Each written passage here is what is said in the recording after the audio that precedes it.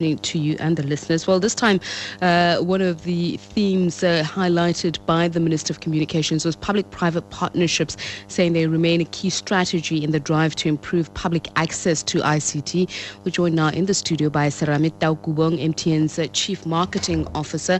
A very good evening to you, and thank you very much for speaking to us, Mr. Taukubong. One of the issues that was raised as a concern is the cost of telecommunications as a whole. And interestingly enough, comparing the more affluent nations, look at Europe, the cost of telecommunications, where the income is much higher, and you compare it with a continent like Africa where the income is much lower, but the cost of telecommunications is something like 41% much higher. Why is that? Well, I think, firstly, good evening, and thank you for having me on the show. Obviously, when you look at that comparison, you got to say, what is the cost of setting up that infrastructure? You know, if you look at just from your basic connectivity to the rest of infrastructure around power, etc., that's what drives a significant portion of these costs. You know, in particularly more of our developing countries, you literally have to set up your entire infrastructure end to end to then bring those costs down. So obviously, where your Europe is, etc., your primary infrastructure is quite solid. So you don't have to actually go and build generators to power up your base stations and things like that. Mm-hmm. And what are the challenges then with the African continent? Your penetration, at least on the continent, is the highest. What challenges have you faced then? Well, I think key for that was, you know, in the absence of robust basic infrastructure, you literally had to go and build the entire network from scratch, which obviously determines your pace of expansion and your pace of penetration, because the faster you can roll out those things, you know, roads, for instance, are a critical thing. You can't get to deep rural areas because of the structure of the roads. So that takes a bit of time to get as much penetration as you possibly can in most of the operations. So I think the key thing there for us is significant investment in network capital. Mm-hmm. And also what we tend to do is build like 6 to 8 months ahead of demand, so that you're always on the forefront of ensuring that you don't compromise quality. Mm-hmm. And just with regards to investment, apparently the ease of doing business and investment per capita go hand in hand. But broadband, especially the cost of broadband in Africa, is still a major problem. Absolutely. I mean, if you look at the correlation between broadband penetration and GDP, I mean, the numbers being thrown around, 10% movement in broadband is equal to 1.3% improvement in GDP. I mean, if you put that in a Nigeria context, that's a significant amount of money.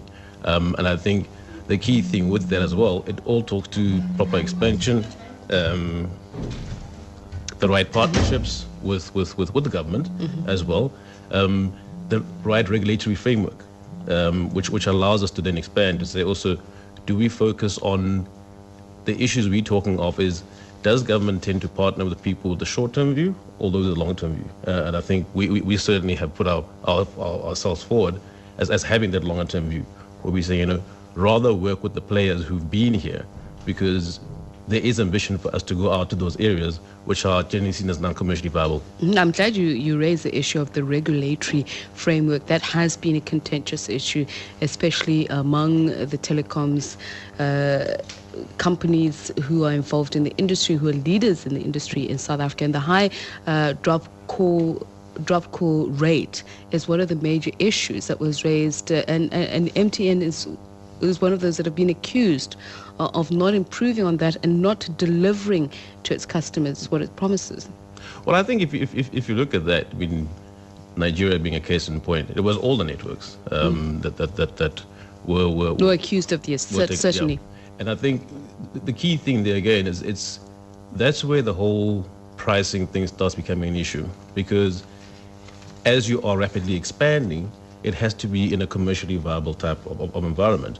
An area like Nigeria, which is quite challenging from an mm-hmm. infrastructure perspective, requires you to then, if you're going to be able to do the 6 to 8 months demand, you need to have the partnership with the right people in government, allowing us to do the expansion much faster.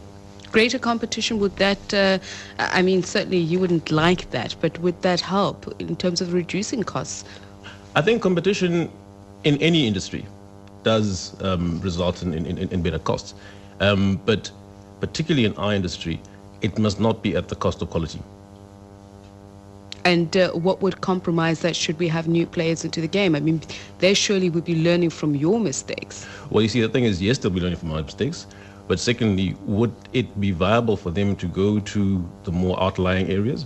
Because obviously people all go to the kind of cities and more commercially exciting entities, whereas the intention is to have wider and broader access. It is in the interest of developed players, because for us to expand further from where we're going to, it does make sense. You know, we have been doing that. It has been our universal obligation, and that's the approach that the bigger players have tended to take. Okay, well, we'll come back to some of those issues, structural issues, in just a moment. But let's talk about penetration, internet and mobile network penetration within the rural areas. What are the statistics that you have from your research? Is that improving? It is improving. I mean, I think it's certainly not at the levels that we target, but it is improving quite significantly. I think it's a collaboration of cost of handsets coming down as well, so that people can have access to, from your age onwards. And like I said, it's that thing of saying, do people have a long-term play, and is there an incentive for them to go and invest in that? And that's why we say, access to frequency, for instance, is critical in us ensuring that we can get to those rural communities with cheaper types of technology. What about wholesale services, just in terms of retailers and an open access data network? Well, I think in terms of wholesale services, that market is certainly the next frontier of growth, in there that people are saying we need to open up the market and allow more players in. And there again, is to say not at the cost or not inhibiting the existing players. Once you've got the capacity and you need to open up, I think that's definitely a long-term view. But bringing in small to medium enterprises is one of the strategies, not only of government in terms of industrial policy, but even the Department of Communications with regards to increasing the number of jobs within the ICT sector. I think if you look at that, I mean, it talks to the even overall government ambition. If you're going to create 1 million jobs, you need to create 5,000 or 10,000 smaller companies. And I think ICT and e-commerce plays a significant role in that. And what about you as MTN looking at smaller partners, helping incubate, so to speak, smaller partners? Well, I think if you look at just the entire value stream of what comes out of MTN, a lot of the services that are being provided to us are coming from smaller players.